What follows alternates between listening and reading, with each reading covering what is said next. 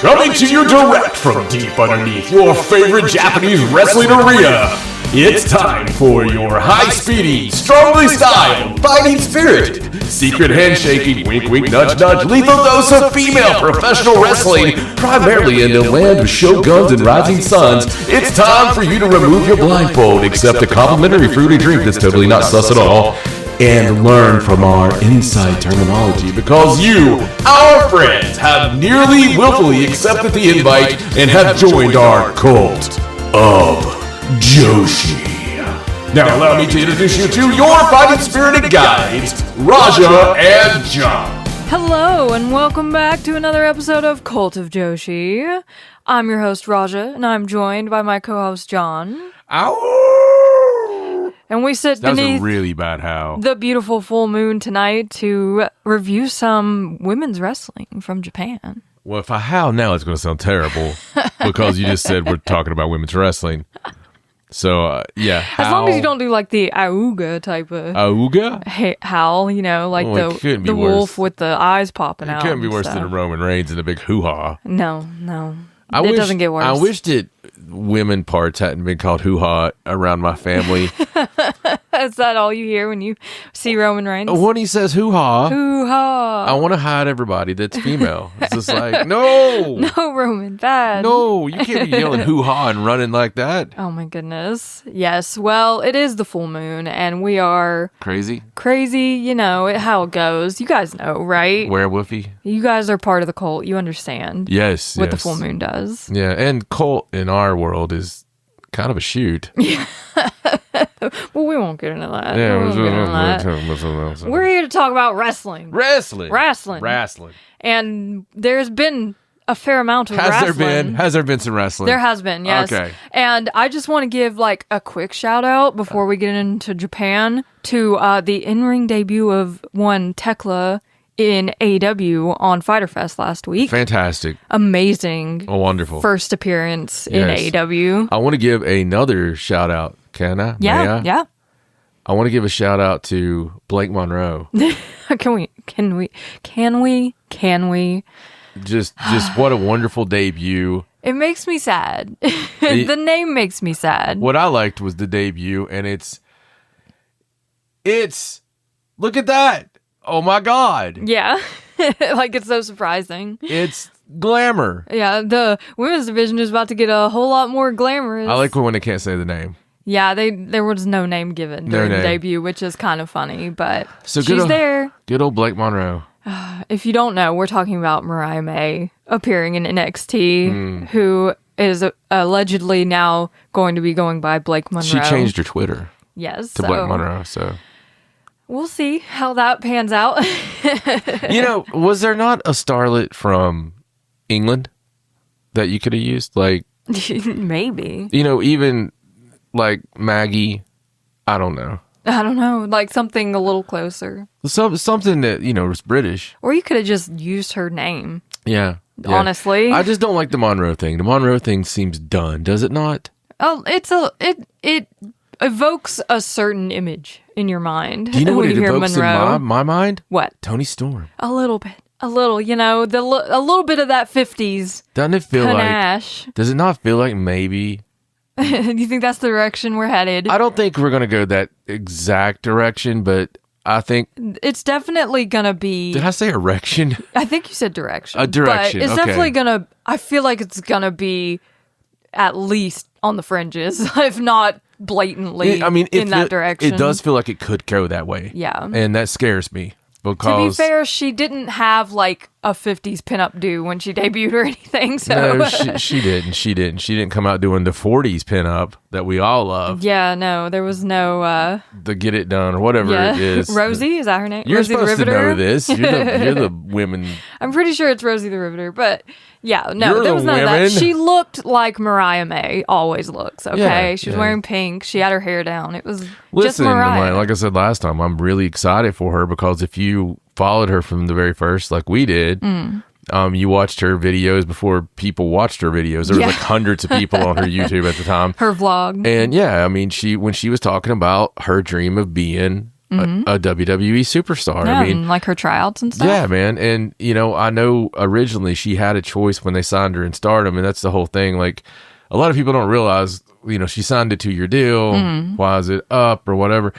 Well, she was in Stardom 6 months under a contract with Tony, with AEW. And it's, she could have went either way. Yeah. And I think at the time it was money probably that, I would say so, went to AEW. But I love the way it was done. I love the way that, a lot of people have pointed it out, and it's a good thing. I mean, because I wish that it happened way more often where people came in for a run in both companies. Yeah. And in any company, like you have the old days when you had like the territory jumpers like Bruiser Brody. You come in for a reason. Yeah, yeah. And then you fulfill that reason and then you leave. I wish you could still have true freelancers like the Abdul the Butchers. Yeah. Like my guy.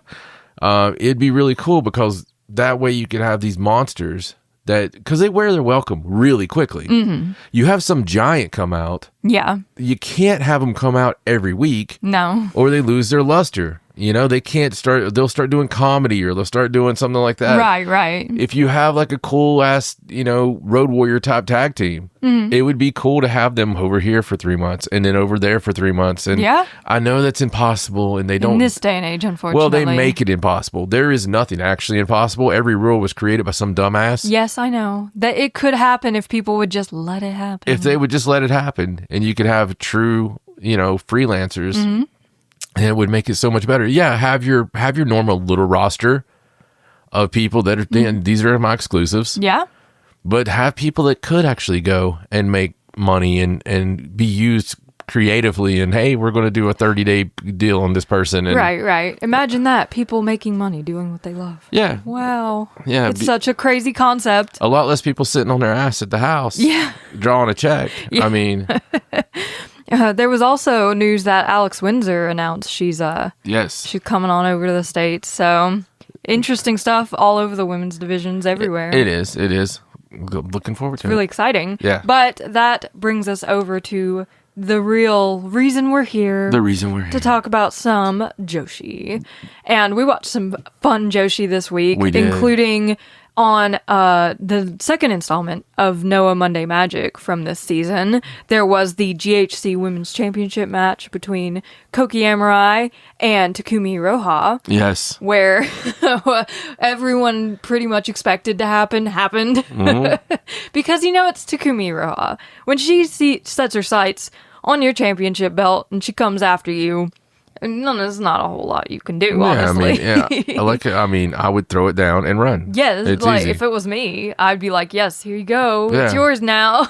Thank you so much for wanting my championship. I kept it warm for you. Yes, but Koki did put up a fight. She put up a good fight against Takumi. She was not able to defend the championship, so we now have the second GHC Women's Champion in the line of the belt. And Takumi is probably going to have some absolute bangers with that belt moving forward. I'm looking forward to see where it goes because, she has a lot of people lined up already for other things. Yeah. So this could be her big, year to really be internationally seen. It kind of feels that way. It feels like Takumi's finally getting that recognition she deserves because I agree. She deserves it. She does. Every bit of it. She's freaking amazing. In a similar vein, over on the Marigold side of things, they had a Superfly championship match between Mayu Iwatani and Misa Matsui. Yes. On the 5th of June. Yeah. And Mayu Iwatani was successful in defending the Superfly title against Misa Matsui. But of course, these two animals just absolutely went crazy on each other in this match and tore the house down. So yeah, man, it's fun seeing Mayu Iwatani with, new challengers, so to speak. Like getting to see her in singles matches against people we've never seen her against. Oh yeah, before. man, it's a lot of fun. I mean, I enjoy it, and all the ones left to go. I know there's like so many opportunities coming up for Mayu to just have brand new matches. I think I'm more excited than anything that we're going to be talking about. I'm the most excited about the Marigold big show coming up. Yes, they have a Korakuen Hall show coming up on the 17th where they had a press conference to announce the matches for it. And on that show, we will have a tag team match where Victoria Yuzuki and Kazuna Tanaka will take on Rhea Sato and Komomo Minami. So a little, like, rookies of the same class facing off against each other sort of tag match. Mirai and newcomer Yuka Yamazaki will take on Chika Goto and Minami Yuki. And Yuka is like a brand new debutante. She hasn't even debuted yet. She's debuting on the 14th, but on the 17th, she'll be teaming up with Mirai, who I believe she's debuting against. Yes. And to take on Chika Goto and Minami Yuki, who were very, I don't know, they in the press conference, they were very, like, upset and riled up, like they were ready to go. Mirai was just laughing at them. Yeah, it was crazy. It was a bit fever dreamy. It was. We'll have a singles match. Miku Aono taking on Irina Yamanaka, and these two at the press conference was interesting, to say the least. Miku trying to prove that she's just as flexible as Irina Yamanaka, doing a little yoga pose, and then Irina showing her up. Like, this is a real flexible yoga pose right here on top of a table, mind you. I'm trying to save my thoughts here for okay for the card. So for the twin star tag team titles, Riko Kawahata and Maria Magenta will defend against Mai Sakurai and Chan Yota. And in another installment of Marigold versus Marvelous, we'll have a 6-man match. On the Marigold side, Sari Yamaoka, Utami Hayashishita, and Mayu Iwatani. And on the Marvelous side, Sora Yame, Senka Akatsuki, and Takumi Iroha. So 6 kind of big deals. I mean, you got rookies in there, but rookies who have been making waves, which is important to get them out in the spotlight. No, they're not rookies anymore. They're a few months in now. They're old pros. Yeah. So, guys, listen. There's fun in Joshi. There's incredible action. There's just this unbelievable athleticism and hard-hitting action that you're not going to see anywhere else in the world. Absolutely. It's what Joshi is. Storytelling in the ring. And you know all the reasons we all love it. The one, if you're listening to this, you already know this. But maybe you don't dive so deep as to watch press conferences. It can be hard sometimes. So my favorite thing out of all this, oh no, is a good, kooky, crazy Rossi Ogawa led press conference. It always goes off the rails. And there is nothing better than when it's really next world crazy wackadoodle. What the hell am I watching? Yeah. And Jesus Christ. This was an all-timer. This was absolute throwback, just incredibly crazy. This is Tam Nakano going through tables at every single press conference. Hair grabbing, laughing hysterically for no reason, crying. Chan Yota. Oh my God. Doing squats with Rossi Ogawa on her back. What even was happening? The flexibility thing you were talking about is you can't describe it. It has to be seen. Oh yeah, the move that Irina does is just I think it was like a grasshopper pose. It was insane. You get to the main event and having our girl Senka pull her clothes off like normal, but then pulling Sari's top off and down to her sparse bra, and like, why are you not? You got to always be ready. And it was insane. It was crazy. I truly think that Sari's going to be just this incredible international star, and I see it more and more and more. And we already gave our Senka love. Senka love is out there big time, but Sari, Jesus Christ, she's just got this. She's a talent aura to her. But the star of the show. The star of this press conference. My favorite part. Is the fucking AI. Oh my God. Okay, I was not expecting this. So we turn it on and it's like, we hear English and we're like, oh, hell yeah. Oh, they translated it. Oh my God. Awesome. Because if you watch these press conferences, it's not translated. No. It's never translated. You're just kind of going off vibes usually. Yeah, we watch hour of press conferences after hour after hour, and without understanding what they're saying, except for a word here and a word there and a word here. We just watch their faces. Or Raja holds up her translator and like tries to keep up with what's going on. So at first we think we're hearing someone until it's the obvious AI tells. Oh no. And oh my God. It's like the AI voice reading off when you go on a Japanese website and hit the Google Translate button and it translates it really poorly. It's like it was reading that translation. It's like machine translated read by AI voice. And it was so choppy and so crazy. And some of the words it used were just, and it would translate like the noises they would make. Like, you know how sometimes Joshi do those heavy breaths, you know, and it would say that. And it was just so it's like breath, cringy. Breath. It would go like, sigh. Like, stop. Yes.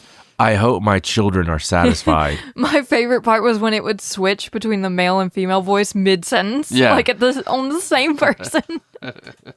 It's so wondrous. I mean, you kind of get the gist of what they're saying now. You can't really hear their actual voices because they've like lowered the volume to put this AI voice over top of it. We don't need to hear their voices anymore. Oh God, it was a trip. I'll tell you what. All I need is the AI. We just need the AI. Oh my God. I was not expecting to enjoy it so much. It was so cringy though. It was great. It was a wonderful press conference. It was. I agree. I'm excited for this show. It got the job done, did it not? Yeah, I guess it did. I mean, I'm totally excited. Another thing that Marigold announced that I wanted to point out was the Dreamstar Grand Prix for this year, for 2025, is starting on August 2nd and running through September 14th. Yes. So a little month there of Dreamstar Grand Prix alongside the 5-star Grand Prix. So it'll be tournament season, baby. It's a month and a half. It's a tournament month. That's a month and a half. Those girls are going to be dead. Yeah, I mean, the 5-star starts at the end of July, so it's literally like side by side this year. Wow. Instead of last year, it was like the Dreamstar started right at the end of the 5-star. I'm so excited, but Jesus Christ, we're going to be dead. There's so much tournament to watch. Yeah. But hey, it's tournament, so it's singles matches. It's fun. Yeah, it's going to be really cool. Yeah, I'm excited to see who they throw in the Dreamstar this year. Yeah, me because they've got that Marvelous connection now. And they've got Mayu, so... No, they have to have Marvelous in there. It's going to be cool, I think. Hopefully they bring Nori back. That's like my one wish. Man, I want to see Nori mix it up with some of them because I love bring Nori. Nori back. Have her in a match with Takumi Iroha. Yeah, we'll have Nori in there with some like Nori and Sanka, Nori and Sari, Nori and Mayu. Yeah, let's do it. Let's go. All right, before we move along to Stardom, I want to talk about the Sendai Girl show that was this weekend. Yes. On June 8th, they had a live show and from Shinjuku Face. So it was a nice little setup there. But it was a really fun show. There were some matches and some crazy things that happened along the way. It started off with Ryo Mizunami and Minami getting a win over Yuna and Yura Suzuki. And I love the tag team of Ryo and Minami. They're just so much fun. They are. They're great. And seeing Minami wrestle again to just remind you how good she is always a delight. Just incredible. Her timing and athleticism, just believability. She's an ace in the making. The second match was a 3-way between Zones, Hiroyo Matsumoto, and Shin Hirota Sakura. Again, we're just graced to be on the planet at the same time. I know, and it's so funny because Hirota has been having these singles matches with Zones and Hiroyo over the past couple months, and now they've been like joined together into this one match, and it was so funny because she tried to do the strong girl stuff, and she took so many chops, and she's like yelling for people to vote for her because she's running for office, which is just, it's even more delightful. I love it. There's nothing better than Hirota singing her song. No, we have to listen every time. Coming to the ring. I don't care how silly what she says is being said. Yeah. It's the sweetest song. It's just so good. Yes, it's lovely. I love her so much. She's wonderful. I just want her in our lives. Yes, me too. And I do want to mention the match that we watched, the vintage match that we watched. It's not vintage, but of Shin Hirota Sakura this week.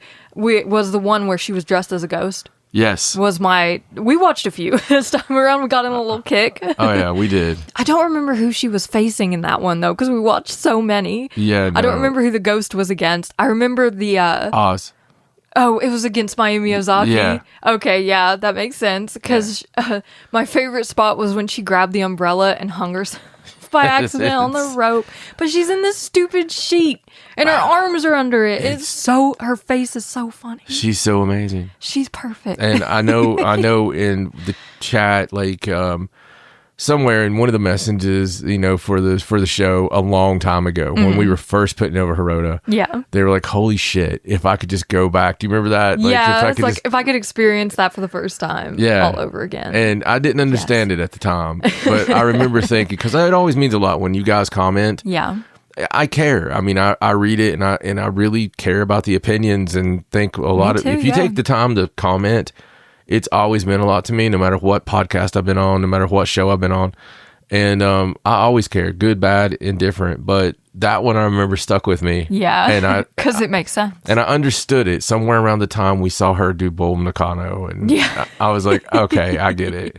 Yeah, absolutely. Someone on our last show, the anniversary show for Natsuko and Sariano, left a huge comment just listing all of the actress girl references and like cameos and stuff from the show. I was like, that's so cool. It taught me so much. Yeah. So I love that stuff. I love interacting. Oh, I do too. And I still want to jump into actress girls. Like, I want to see it from the first. Yeah.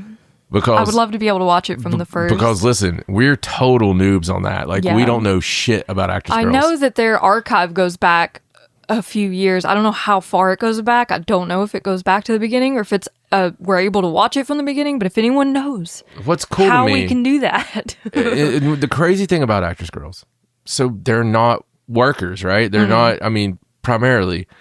And yet we've got some of the greatest performers of the modern Joshi era from actress girls. I know. It's crazy. Miku Ano being one. Yeah. It's like, how are you not wrestling if you produce wrestlers of this caliber? It's really weird. It is, but I love it. After that glorious three-way match that Zone S won, by the way, by like mistake. She didn't even know she won until she came back to consciousness. We had a singles match between Chi-Chi and Dash Chisako. So nice to see Chi-Chi back in the ring after being out for so many months. Yes. We missed her. I missed her. It was fantastic. And this match especially was very hard-hitting. Obviously, Dash Chisako was not gentle with Chi-Chi. Dude, Chi-Chi is... Man, she can swing. She can. She's a little badass in she her really own right.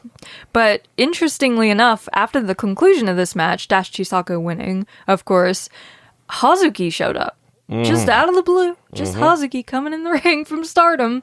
And she wants to face Dash in a singles match. And Dash was like, well, if you want to come into my ring and face me, why don't we do it in a hardcore match? Yep. And Hazuki seemed okay with that idea. Yeah, so I feel that Dash is the passion challenge, if you will, of like the hardcore world. Right. And like, to me, that's like stepping into another box for Hazuki. Yeah. It's not like she hasn't had, matches similar to that before. Right. But, man, Stars has been in a cage match before. It's another world with Dash, man. When she really takes it, I know she's scary in the hardcore. We've seen some incredible. Oh, they're all good. Though. Yeah, amazing. They really are. She knows how to put them together like crazy, and they're always enjoyable. I don't know how Hazuki's gonna fare in the hardcore match, but I've learned never to doubt Hazuki. In anything. And I've learned never to doubt Dash, in hardcore matches. Yeah, no, absolutely not. And it makes me think if maybe this is a little stepping stone for Hazuki toward like Mavita Loca type of stuff, maybe. I know that's what you want. I don't know, she's not in a faction right now. You don't know. You never know. I don't know if she can she take Koguma into Mavita Loca with her? I don't know. Is Koguma Mavita Loca? She gives more like EXV. They need a designated driver, maybe. I don't know. I mean, They could do something else entirely and like start their own faction. I have no idea what's going to happen, but we'll find out. Yes. Following that, we had a tag team match, Debbie Keitel and Sadie Gibbs versus Yu and Chihiro Hashimoto. This match was freaking awesome, okay? I'm just going to throw that out there. Especially Chihiro Hashimoto versus Sadie Gibbs. Give me that at all times. Yeah, man. Just pump it into my veins, honestly. Sadie Gibbs is criminally underrated. She is. This was her final match of her Japan tour. I'm so sad that we're not going to be seeing her matches in Japan anymore for a while at least. Right. And I'm hoping that once she gets back home that we're going to see her somewhere because she deserves it. Yeah, I think we'll have to travel and actually see her. Yeah, if she's anywhere close, it's like we got to go see Sadie Gibbs. I'm gonna have to introduce on that one because I think she's super freaking talented. Me too. So. I love watching her. Debbie Keitel is also very entertaining. Her spots with you were very funny. Yeah, and you powerbombed the heck out of her to win the match. You was being exceptionally stiff over the 2 days of shows, and I think I finally figured it out there at the end. Yes, so after the match, after Team 200 kg won, they stayed in the ring, and you got the microphone and announced that she will be retiring from pro wrestling on December 28th this year. So it seems that her journey as a pro wrestler has come to an end. She was very emotional about this announcement. Chihiro Hashimoto was also emotional about this announcement. Well, the good thing is you have, all the way, you have 6 months, roughly a little bit over 6 months of action left. And, including next month will be her 10-year anniversary. Yeah. So I mean, she's had a heck of a run. She has, yeah. And people have had way lesser runs. Yeah, I mean, she's made her way through every Joshi promotion. So held a lot of championships. Oh yeah. She didn't do nothing in her time in wrestling, and they're putting tickets on sale for this show next month, and I have a feeling they're going to sell out pretty fast for her retirement match because people love you. Oh, do they? yes, they do. They also love the wrestler Yu. Oh, okay. Yes, she's very beloved, and you can just tell from the reaction she gets. But it was an emotional moment. It was. It always is when a wrestler hangs it up. It is. But hopefully it's for a good reason. Hopefully, but then in the main event. Holy crap. For the Sendai Girls Tag Team Championships, Mika Iwata and Miyuki Takase defended against Yurika Oka and Unagi Sayaka. And when this match was announced, we talked about it, how Mika seemed less than impressed by Unagi Sayaka's, coming forward with this challenge. And that didn't end in this match. Mika Iwata seemed like she did not want to be here at the beginning of this match. Yeah, it was she great. was like staring down Yurika Oka in the beginning and not taking any crap from her, and her disdain towards Unagi persisted through the entire match. It was insane. It did. She kept doing anything she could to not mix it up with her. Yeah, there were like moments where she had Oka up in the corner, and Unagi came to try to knock her down, and she just looked at Miyuki like, "Get this person off of me," and Miyuki would come over and like drag her away. No, I loved how they did it, and obviously it felt like it was building to something. It did. I think we know now. Yes, but another takeaway from this, I know I said it last time this happened, but I could watch Mika Iwata and Yurika Oka fight one-on-one for like years and not get tired of it. It happened when they defended against Bob Momo Banana and Mio got hurt, basically turned into a singles match. That pretty much happened here too. And these two work against each other like freaking machines. And I love it. They really do, man. They are absolutely peanut butter and jelly. They are so good together. They're gonna have legendary feuds. They kill one another. Absolutely destroy one another. But you could tell this mutual respect there. Oak is going to be ungodly. Yeah. She already is, but I think she's going to be known worldwide. Yeah. For her abilities in the ring because she is just a natural at everything. She has incredible skill set that just keeps growing. Absolutely. But as you said, this was building to something after the match. Unagi Sayaka and Mika Iwata had a little face-off and decided that they would face in a singles match on June 20th in the Sendai Pit. It's not a Senjo show. I can only imagine it's an Unagi Sayaka show. Right. But they will be going one-on-one, which will be interesting, considering. I would say that we're building up to, I doubt that's going to be the last match. No, probably not. I wouldn't be surprised to see it in a parking lot somewhere outside the Tokyo Dome eventually. We'll see how good this first one goes. Yeah. But Sendai Girls once again delivering a stellar show, as they always do. Good job. With a lot of fun moments. And that brings us to Stardom. Stardom. The main event of our evening. We got 2 shows to talk about today. It's been kind of bleak on the show. Not been many shows, and it's weird for us with Stardom. It is, because we had the anniversary show. That was the only show that weekend. Yeah. Then we had New Blood mid last week, and then we had one show over this last weekend, which is crazy. It is. It's not a usual Stardom schedule. No. But let's talk about New Blood. We'll run through it real quick. Okay. It happened on June 4th. The opening match was Emma Maishima and Kikyo Furusawa versus Aya Sakura and Sayaka Kurara. So a little class versus class battle here. And this came with a little funny moment of Aya and Sayaka getting upset at Yuna Mizumori for being in Emma and Kikyo's corner instead of theirs. It was good fun. It was very funny. But Aya Sakura won this match by pinning Emma after she was both speared and then high kicked in the head. Yes. So, there's not much coming back from that. Nobody's going to come back from that. But Emma and Kikyo once again showing out and showing that they're going to be on that level soon enough, Oh, absolutely. I agree. They're both very good. Yeah. Next, there was a singles match between Yuria Hime and Asuka Goda.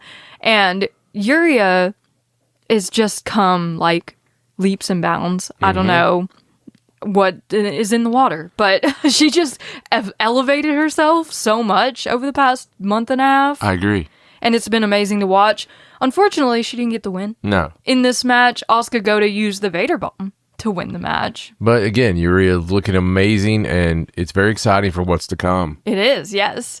After that, we saw Akira Kuragane get her singles match against Debbie Keidel. And this was the first time we saw Debbie Keidel this week because this was before the Sendai Girl show. Yeah. But it was a very good match. Debbie getting the win with her Midnight Espresso finisher. That's what it's called. Then we had Fukigen Death and Azusa Inaba versus Honoka and Saran versus Hina and Rana Yagami in a 3-way tag team match. And this was fun. We always love to see Honoka and Saran come in. And Fukigen Death and Azusa Inaba is a little weird of a team. You kind of expect to see Rina in there with Azusa when it's a tag team situation. But nonetheless, Hina and Rana Yagami took the win in this match after Hina pinned Honoka with the Gato clutch. Yeah, I love seeing it. I love seeing Hina and Rana together, and Rana anytime because she has just, talking about leaps and bounds. She's become like a top name in her class for sure. She has. She's just become a main roster person. If we did it like that, I mean, she has her place, and she is amazing. I love seeing what she keeps doing and how she keeps growing as a performer. It's really cool to watch. In the semi-main event, we had a singles match between Rion and Nanami Hatano. Yes. This was interesting because it was a singles match in which Rion did not win. Nanami got the win with her diving body press, but despite that, after the match, Hina came out and was like, you've been doing a lot better, Rion, and maybe you deserve a shot at the Future of Stardom Championship. Yeah. And then Akira Kuragane came out and was like, I got a pin first before Rion got a pin in the ring, so I want a shot at the Future Stardom Championship. And this was where Hina kind of set up a singles match between Rion and Akira to see who would get to face her next for the Future belt. The Booker, Hina. Yes, the Booker, Hina. Yes. Following that, in the main event for the New Blood Tag Team titles, we had Yuma Makoto and Himiko versus Waka Tsukiyama and Hanako. And the champs managed to retain in this match and keep the New Blood Tag Team titles. Yeah. And then Yuria came out and decided she wanted to challenge for the titles, but she doesn't have a partner yet.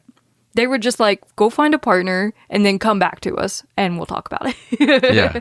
But it seems like that's going to be the next challenge for the New Blood Tag titles. So it was a fun New Blood 22. And they all got in the ring and did their little picture. And, they were making cat ears with the twos and stuff. Great. Very cute. Always love the New Bloods. It's always a lot of fun. It is. You get a chance to see lots of new people when you watch New Blood. And then a few days later, we were in Korakuen Hall. We were. Which is always a big deal. Yes. On June 8th, we started off the night with the Zero match, Emma Maishima versus Yuna Mizumori.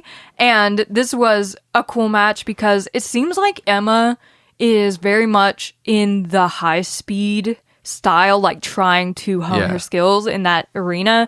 And Yuna Mizumori has made it very clear that she wants to be high speed. She's Pine Speed.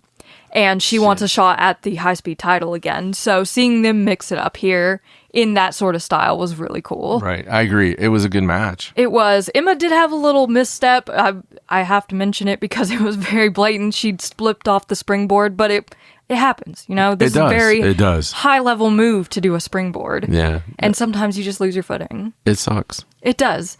But Yuna got the win over Emma with her Superman pin. She loves that pin. She does. With the first match of the main card, the singles match between Rion and Akira Kuragane. So, this match was the best Rion match that Rion has ever matched. Yes, it was so good. It showed her growth exponentially in this match. Everything was smooth, everything was solid.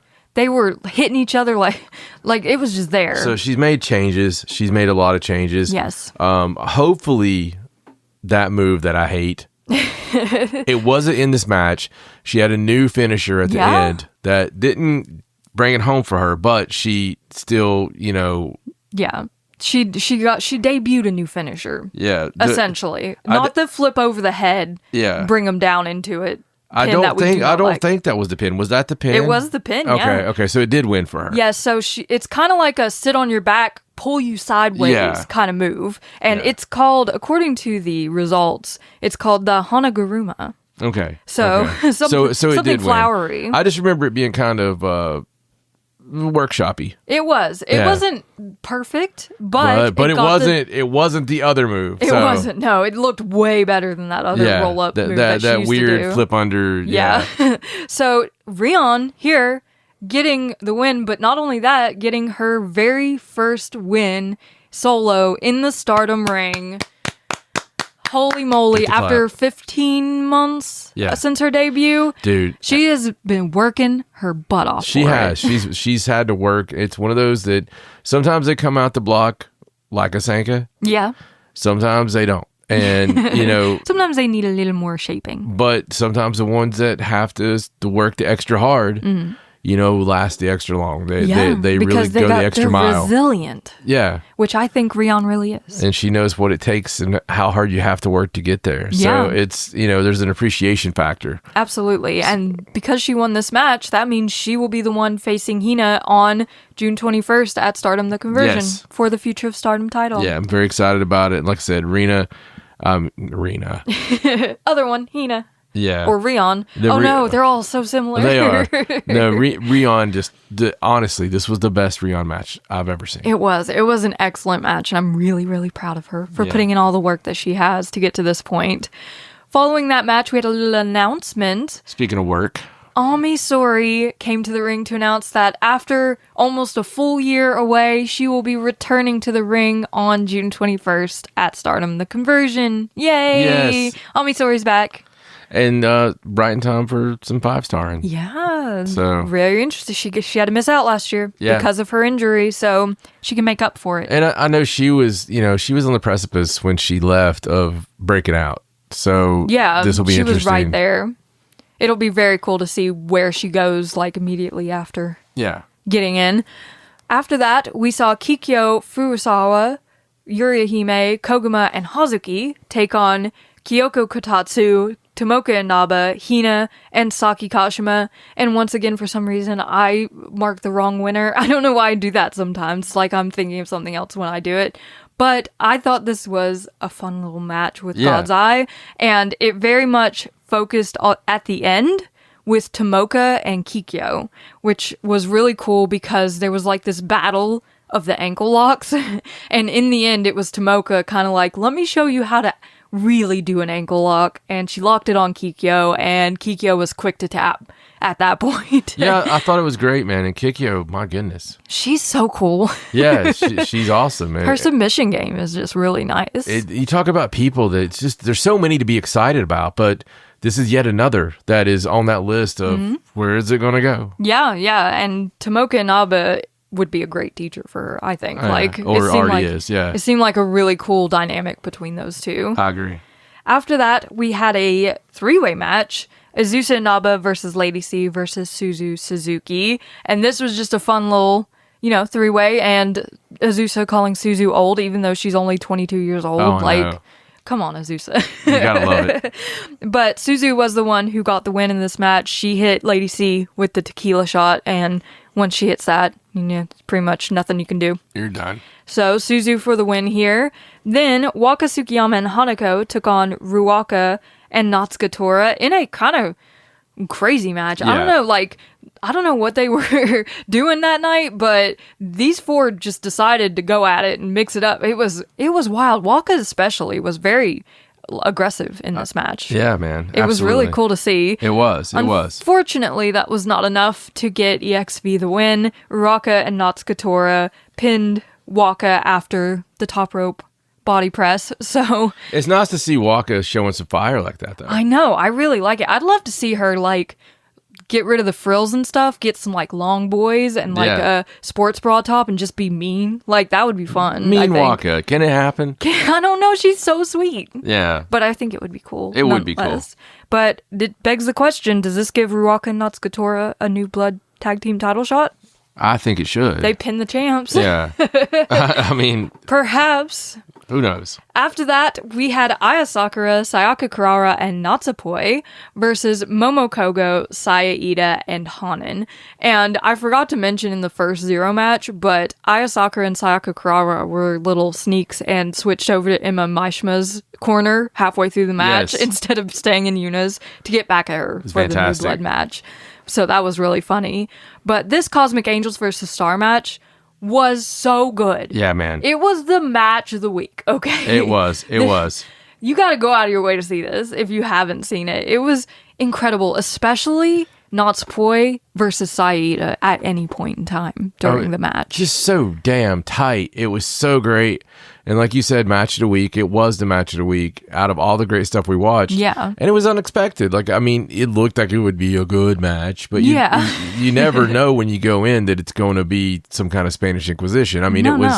It was incredible. Everyone was on it. Yeah. Aya Sakura's kicks, Sayaka Kurara's spear on Hanan, and Natsupoi and Saya Ida, they had this spot in the middle of the match where Saya Ida was chopping Natsupoi so hard, and she was just taking it, and then she grabs Ida and throws her against the ropes to do her drop kick through the ropes, and it was just I don't know, it blew my mind how crazy it was. Yeah, no, I'm telling you, man, this was great stuff, and it made me really want to see Kurara and Hanan oh yeah, that would be so good. Just long term, mini matches. It was I love a bunch of the matches that you could see split off of this. Absolutely. And there was a match that came out of this because Natsupoi pinned Saya Ida with the Ferial Gift and then proceeded to challenge the Goddess of Stardom champions to a tag title match at the Conversion between Wingori and Saori Poi. Yeah. And what's so crazy about that? Poi was here by herself without Sariano. Yes, Sariano was busy. At the press conference, Sariano's there without Poi. Yeah, it's they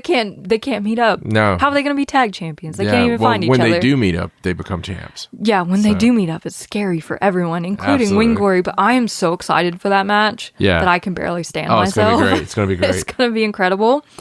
In the semi-main event, the moment that we were all waiting for all week long, Rani Yagami versus Sari in a singles match. Shoo. Putting this in the semi spot in Korakuen Hall is a big deal for Rani Yagami, I think, and she delivered. Oh, 100%, including the beginning where Sari's coming out, still has her coat on, turns her back, and Rana just drop kicks her right in the back. She's not waiting. It was very old school, All Japan, like Sari was talking about, We haven't had a chance to talk about what Sari was going on about all week after facing Aya Sakura at the anniversary show. She in an interview and on Twitter afterwards, had a lot to say about the state of Stardom's rookies and how she doesn't believe that they have the same fighting spirit that she had as a rookie and that other rookies have in other places because, I don't know, she just thinks that they're not as strong or as willing to fight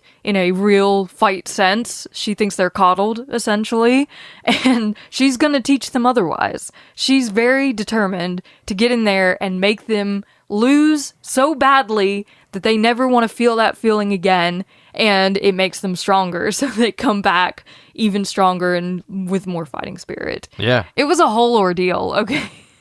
It was, but I love it. I like the idea, and, you know, she's the one to do it. Yeah. If somebody's going to do it. And interestingly, you had, of all people, Saya Kamatani kind of getting in there and mixing it up. She didn't explicitly, like, come to the defense of the rookies, but it was more about Sari challenging her idea of what women's pro wrestling is and, like, just them barking at each other.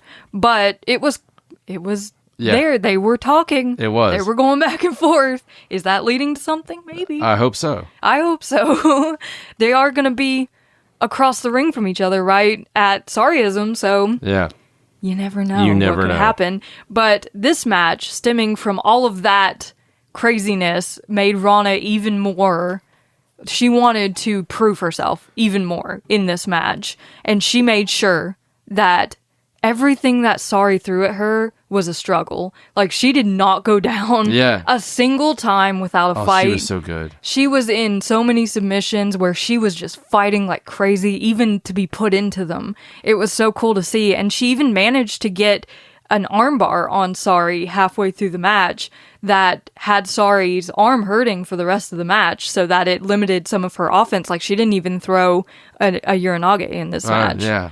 But as you know, as we all expected, Sari did win the match. She used double foot stomp, 2 of them, from the top rope on Rana to pin her and win the match. But afterwards, she did tell Rana on the mic that she was impressed and she saw in Rana the desire to fight for Shiri and that fighting spirit that she expected to see out of someone in a match like this. So it was cool. It was a nice moment. Rana thanked her for the match and said that next time she's not going to lose to her. You know, the old standard. Yes. But as they were talking, and Sari kind of like, you know, she's shoving Rana around a little bit, Shiri came out.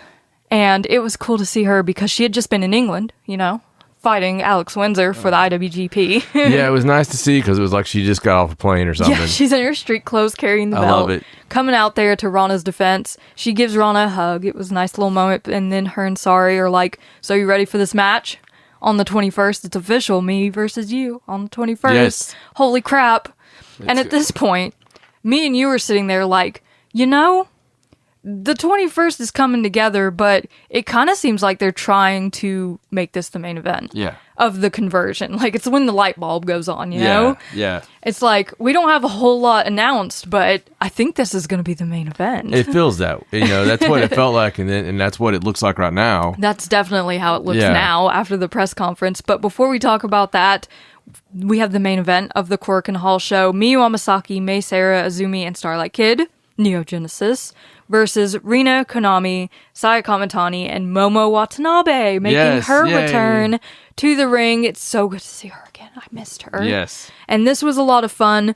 And, of course, Hate has to win in the most Hate way possible, using the bat and Natsukatori's pipe. And they hit Azumi, and then Momo pinned her. And now she's like, I'm coming for your NJPW Strong Women's title. Yes. It's fantastic. And they still have their eyes on the artist belts as well. But Momo's number one plan is to go after the purple belt, which she has tried for before when Mercedes had it. But she hasn't faced Azumi for it yet. No, she has not. And my God, what a match. You know? Any Momo versus Azumi moment is a big moment. Just because there's so much story there. There's so much built-in story that we have. Absolutely there is. And I'm excited to see it. I'm not sure when it's going to happen, but I am ready for it. It's going to happen, though. That brings us to the press conference, because as we talked about, there's not been like an overabundance of shows recently for Stardom, and the only 2 shows left before the conversion are this weekend. There's 2 shows. So that's all the build we have left before the pay-per-view. Yeah.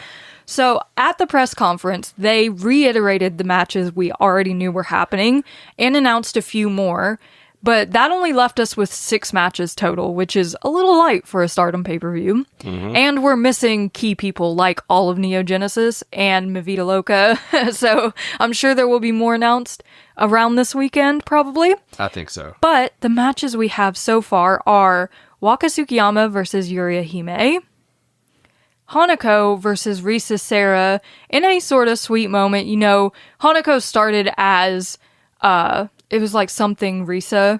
She was like Risa Sera's little doppelganger when she first started her career. And Risa Sera's retiring very soon. So this is like a sort of last chance to face each other match, which is nice of them to do. You know? I think so. It's going to be good. Yeah. Then we have an 8-man, Lady C, Rana Yagami, Saki Kashima, and Ami Sourei making her return against Rina, Konami, Momo Watanabe, and Saya Kamatani, the red belt champ here in this 8-man match. So no red belt match for sure. Then we'll have for the future belt, Hina versus Rion. For the Goddess of Stardom titles, Hanan and Saya Ida versus Natsupoi and Saoriano. And for the IWGP Women's Championship, Shiri defending against Sari. So those are the 6 matches that That's have been the ones announced. we know so far, and you know there's some incredible matches in there. Oh yeah. So just the tag title match alone, and you know the IWGP for sure. belt. I mean, Jesus Christ, those are great. The future Stardom match is going to be fun. Yeah. You know, so and then there's a couple of nougats in there in between, and whatever's going to happen with Neo Genesis, you know, they'll be on the card in some capacity. Yes, so. they have to be. So it's going to be really fun. I'm excited to see the conversion because the conversion last year was absolutely crazy. Yeah, Stardom rarely ever lets us down on pay-per-view. No, they're so good. And even crazier is the timing of this pay-per-view for us personally. You know, it's going to be jam-packed, but we're going to watch it live. We're going to tweet it live. Yeah. We're going to do a show immediately after. That's right. And get it out to you. And then we're going to an exotic location, and you know we'll send updates from there. But we're going to go away for a damn week, Yes. and from everything. Much needed. Yes. But what did you guys think of the most recent shows, Stardom and Korakuen Hall? Did you watch Sendai Girls? How you feeling about, you know, all the Mariah May and Tekla and all that stuff? You know, just tell us what you think in the comments. Follow us on Twitter at Cult of Joshi, where we always live tweet things when we're watching live. Subscribe, give this video a like, you know, all the good stuff. But that's all we have for you. So for now, I'm Raja, he's John. So long from Cult of Joshi. Bye.